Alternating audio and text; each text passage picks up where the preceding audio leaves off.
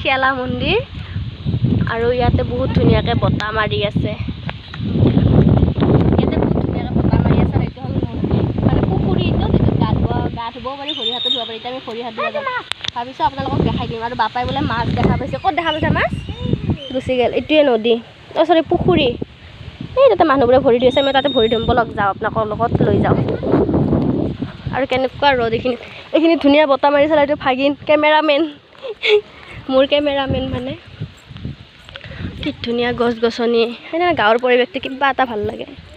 এইটো না শিয়ালী মন্দিৰ, আৰু ইয়াতে যি খোজে তাকে পায়। আপোনালোকে খুজি চাব, পাব নিশ্চয়। ভৰিখন ধুই লওঁ। আৰু ৰ'দ চাইছেনে? ভৰিখন ধুই লওঁ।